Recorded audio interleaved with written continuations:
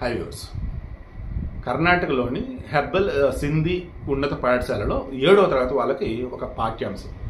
అందులో తమన్నా గురించి, రణ్వీర్ సింగ్ గురించి పాఠ్యాంశాలు ఉన్నాయి. సరే, రణ్వీర్ సింగ్ అబ్బాయి సినిమాల్లో హీరోగా చేశాడు, కొన్ని సినిమాల్లో విలన్గా చేసిన అద్భుతమైన పెర్ఫార్మెన్స్ సమ్ ఏదో అనుకున్నారు. ఓకే, ఆడవారికి సంబంధించి మన సొసైటీ సీరియస్ అనుకుని యాక్సెప్ట్ చేయలేదు. తమన్నా ఎక్స్పోజింగ్ చేయటం కానీ, తమన్నా కూడా అడల్ట్ సినిమాలో నటించడం కానీ చేస్తుంది.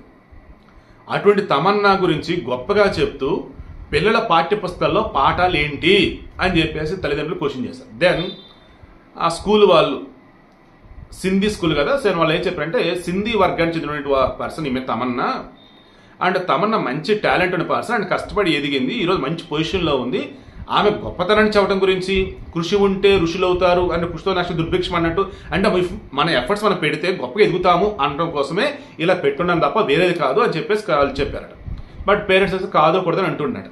మరి వాళ్ళు కంటిన్యూ చేస్తారా లేదన్నప్పుడు మన తెలంగాణలో కానీ మొదటి పేజ్ ఏదైతే ఉందో అక్కడ వచ్చేసి విద్యాశాఖ మంత్రి ఎవరు, ముఖ్యమంత్రి ఎవరు అంటే పాత విద్యాశాఖ మంత్రి సబితా ఇంద్రారెడ్డి, అండ్ ముఖ్యమంత్రి మన కేసీఆర్ని పెట్టారని ఆ బుక్స్ మరలా అన్ని రిటర్న్ తీసుకొని ఆ ఫస్ట్ పేజ్ చించేసి వేరే పేజ్ అంటించినట్టు అక్కడ తమన్నా పేరు, తమన్నా గురించి చాప్టర్ ఏదైతే ఉందో దాంట్ చాప్టర్ తమన్నా సంబంధించిన పేజ్ ఏదైతే ఉందో దానిని తీసి వేరేది అంటిస్తారా, లేదంటే దాన్ని బట్టి చించేయమంటారా? ఇందులో తప్పేమీ లేదు. ఈరోజు అవార్డులు ఎవరికైతే వస్తున్నాయో ఒకసారి మీరు చూసుకోండి. అది నటన, అది అశ్లీలమా నార్మలా ఏది అన్నది అది నటన, వదిలిపడేసాడు.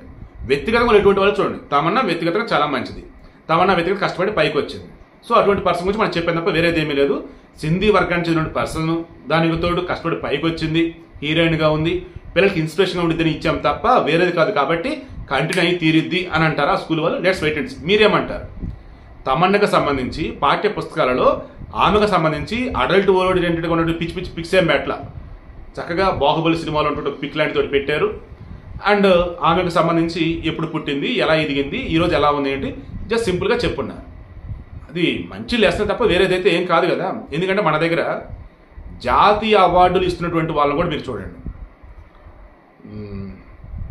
విద్యాబాలకు సినిమాలు ఇచ్చారు, సిల్క్ సీమేత సంబంధించిన సినిమా, డట్టి పిక్చరా సమ్మేద.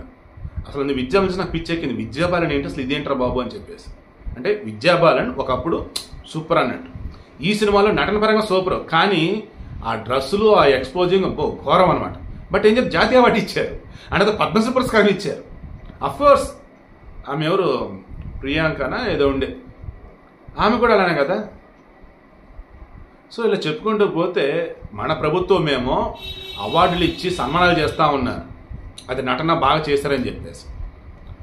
పుస్తకాల్లో వచ్చేసి పాఠ్యాంశంగా ఒక చిన్న పేజీలో పెడితే మాత్రం తల్లిదండ్రులు అబ్జెక్షన్ చెబుతూ ఉన్నారు. ఎంతోటి కరెక్ట్, మీరే చెప్పండి.